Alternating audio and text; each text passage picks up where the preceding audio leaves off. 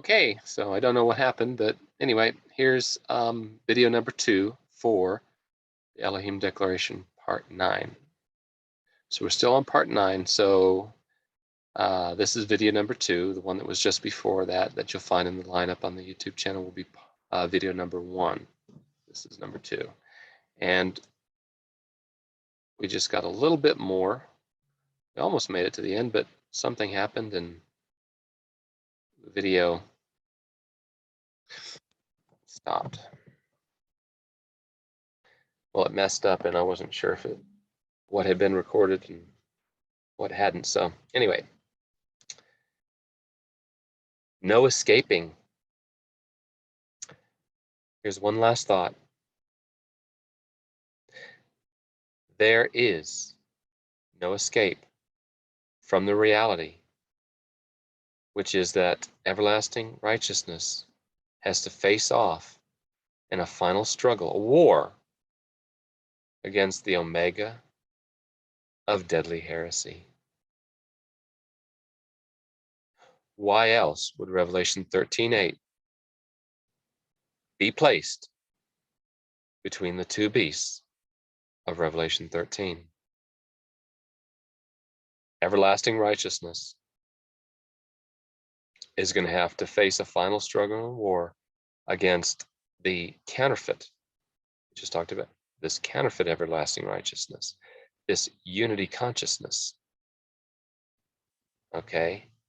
And it all has to do with the first angel's warning, which is why the warning is to worship,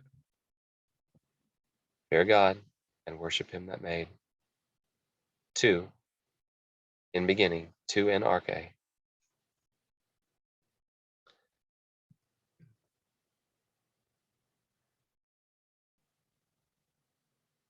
Okay.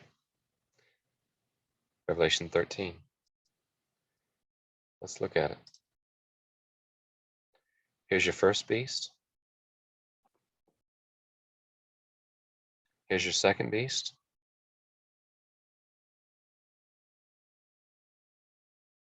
But what sits in the middle? Right here. And all that dwell upon the earth shall worship him. This beast comes onto the scene after the seventh receives a deadly wound, after the healing, and it's given 1260. All that dwell upon the earth shall worship him,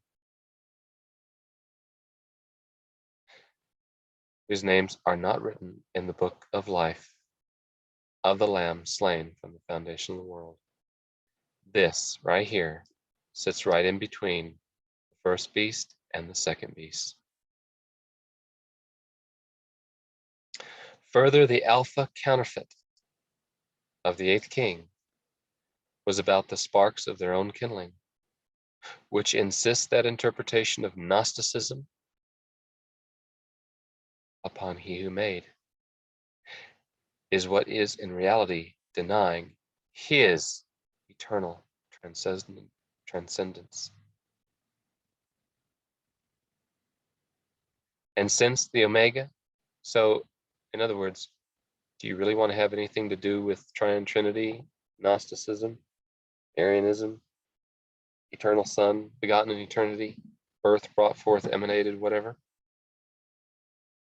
when it's going to have everything to do with this eighth king, the Omega of deadly heresy?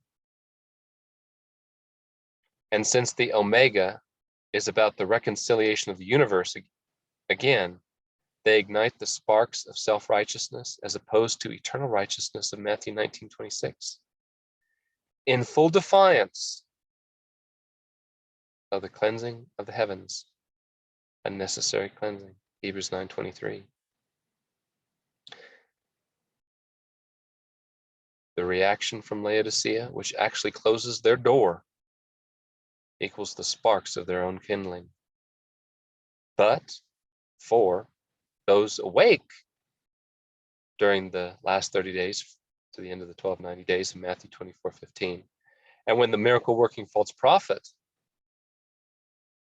arrives And anyone in Laodicea who remained deceived by their interpretation,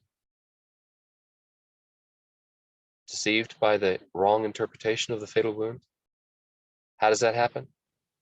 Well, they have that happening in 1798. It's not on their radar. The Bible says it must still remain there. It's coming because the 1260 comes after the fatal wound and not before.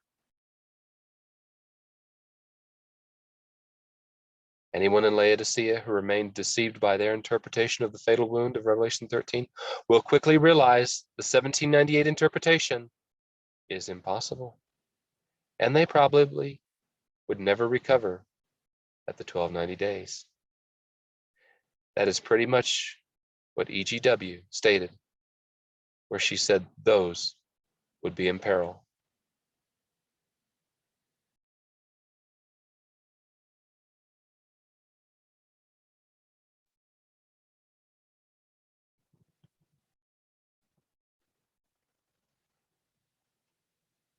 At the time of the loud cry of the third angel, those who have been in any measure blinded by the enemy, who have not fully recovered themselves from the snare of Satan,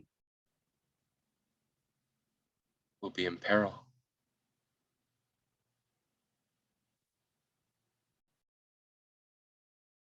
I hope this helps. God bless. Until next time, where we will be